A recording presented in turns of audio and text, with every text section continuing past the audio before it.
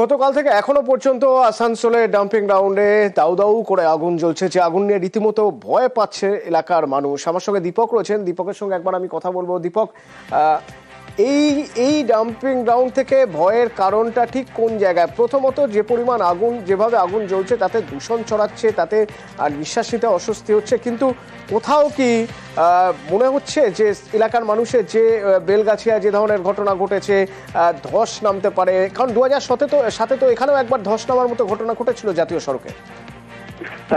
একেবারেই ঠিক সেই আতঙ্কই কাটাচ্ছে, আতঙ্কের মধ্যে দিন কাটাতে হচ্ছে ভাগাড়ের আশেপাশে এলাকার বাসিন্দাদের।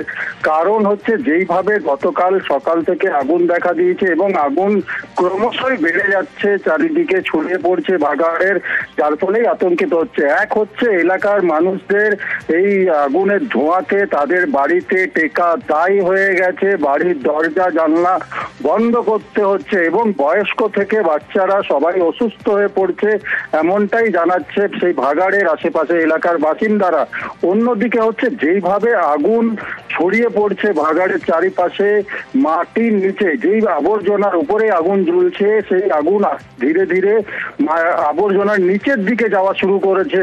তাতেই একটা আতঙ্ক সৃষ্টি হয়েছে কি সেই মিথেন গ্যাস যদি এইখানে পাওয়া যায় আর তাতে যদি বিস্ফোরণের ঘটনা ঘটে, আবার নতুন করে জাতীয় সড়কে ক্ষতি হবে না তো? তাদের বাড়ি ঘর ফাটল নতুন করে দেখা দেবে না তো? এই আতঙ্ক তাদেরকে কাটাচ্ছে। যদিও পৌরসভার পক্ষ থেকে গতকাল আমরা দেখেছিলাম কি দমকল বাহিনীকে খবর দেওয়া হয়েছিল আগুন নিয়ন্ত্রণে আনার জন্য।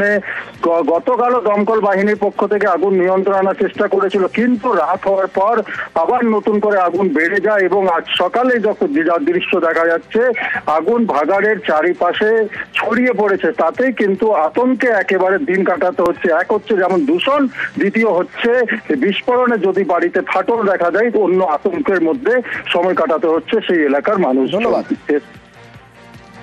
রাত্রিবেলা নিঃশ্বাস নিতে অসুবিধা হচ্ছে, জানলা দরজা বন্ধ করে ঘুমাতে হচ্ছে, তো ঘুম হবে কি করে? হাওয়া বাইরে থেকে না যাবে, খুললে মানে ওই নিঃশ্বাস নিতে অসুবিধা হচ্ছে।